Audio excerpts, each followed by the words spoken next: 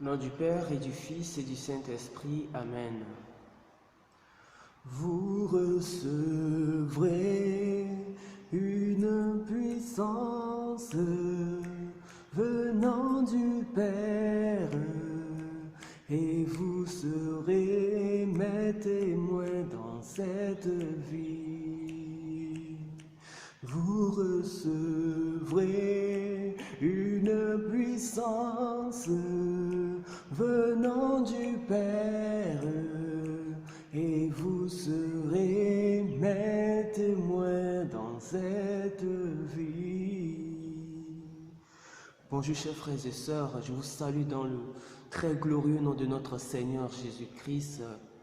Nous disons merci, il nous a encore rassemblés ce matin pour partager sa parole, pour méditer autour de sa parole, pour nous ressourcer autour de sa parole. Alors que son nom soit toujours glorifié à jamais. Amen.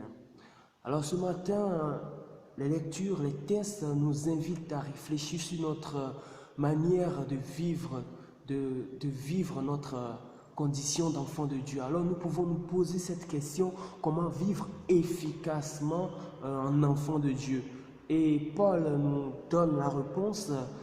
Ouais, c'est une réponse qu'on sait déjà. Quand on reçoit notre Seigneur, quand on l'accepte dans notre vie, on dit oui, je vais te mettre devant, je vais te mettre à la première place. Mais souvent, la plupart du temps, il arrive que nous oublions ce principe-là que nous avons, cette promesse-là que nous avons dit à notre Seigneur de lui mettre à la première place dans notre vie. Il arrive que nous l'oublions. Et quand on écoute l'enseignement ou bien une homélie ou bien une prédication de nos prêtres ou de nos frères, ou à la sortie de la prédication, on dit non, il faut qu'on change ceci dans notre vie. Il ne faut plus qu'on parle mal des autres, de nos amis. Il ne faut plus que je mente dans ma vie. Il ne faut plus que je m'abandonne à la paresse. Non, il faut que je sois plus dynamique, plus actif.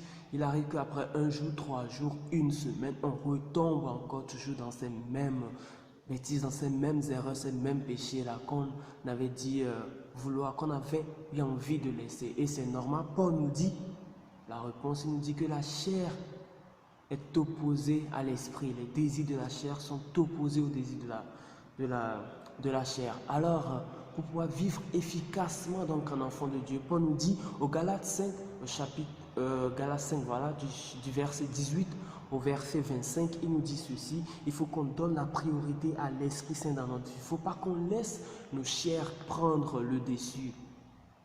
Alors, il nous dit ceci au verset 18: mais si vous êtes conduit par l'Esprit, vous n'êtes pas sous la loi. Alors, la question ce sera de comment se laisser conduire par l'Esprit. Oui, nous savons tous que sans l'Esprit, nous ne pouvons rien. Nous voyons la vie des apôtres. Pierre, nous voyons la vie des apôtres.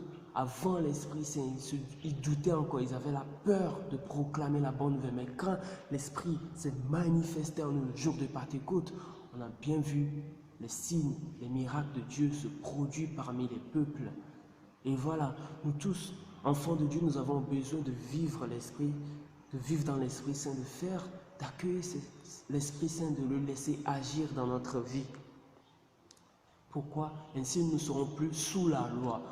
Ici, il s'agit de quelle loi? Il s'agit de la loi du monde.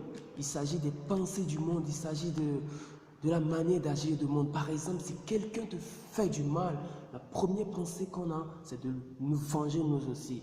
Ça, c'est les pensées du monde. Alors que le Christ nous dit de bénir ceux qui nous font du mal. Alors comment laisser l'Esprit faire la première place, nous diriger, nous suggérer de bonnes choses, de faire le bien? C'est ça, c'est cette question que nous devons essayer de répondre dans notre vie de tous les jours, ou que moi aussi vais essayer de partager avec nous ce matin sur ça. Et c'est clair, quand j'ai lu les textes, j'ai beaucoup cherché, hein, j'ai écouté pas mal de vidéos d'enseignement sur le net, sur YouTube, et ça m'a beaucoup fortifié. Je vous invite aussi à chercher, comment marcher dans l'Esprit Saint, comment vivre sous l'Esprit Saint. Sur YouTube, il y a pas mal de documents, pas mal d'enseignements dessus.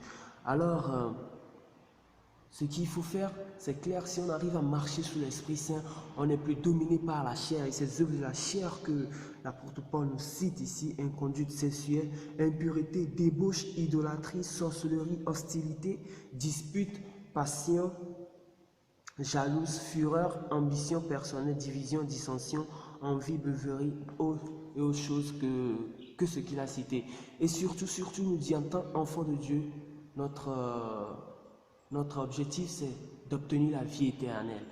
Et si on pratique les œuvres de la chair, Paul nous dit, nous ne pouvons pas hériter du royaume des cieux. Alors, il faut qu'on change.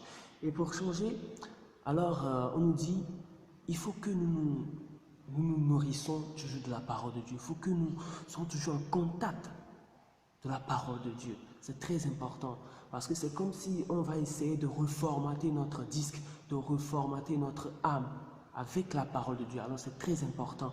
Et comme l'évangile nous invite, Luc 11, 42, 46, Jésus qui dénonce l'attitude des pharisiens, à savoir l'hypocrisie, savoir ils mettent l'importance sur l'extérieur, sur les pratiques extérieures, sur la loi, il faut faire ceci, il faut faire ceci, alors que dans leur cœur, dans leur intérieur, c'est rempli de méchanceté, c'est rempli de jalousie, c'est rempli de mauvaises pensées.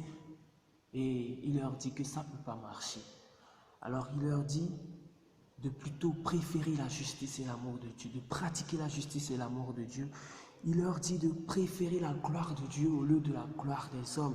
Il leur dit d'être porteurs de la bonne nouvelle au lieu d'être de ceux-là qui sont comme des tombeaux qui peuvent faire tomber les autres. Alors, il nous dit d'aider les autres. Alors c'est comme ça qu'après être inspiré par l'Esprit, si on peut pratiquer les bonnes choses que le Seigneur nous ordonne de faire. Alors demeurer dans l'Esprit Saint, c'est être toujours en contact avec la parole de Dieu, lire la Bible, méditer la Bible et aussi prier.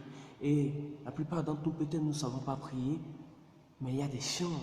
Alors pourquoi pas ne pas chanter? Les psaumes, souvent, sont refaits en chansons. Le psaume 23 qui nous dit « Le Seigneur notre berger », c'est retravaillé en chanson. Le psaume 51 qui dit « Mon cœur a tant vacillé, oui, j'ai péché, je demande pardon à mon Seigneur qui vienne me purifier. » Par exemple, le psaume 103 qui loue l'Éternel, dit « Bénis le Seigneur, ô mon âme ».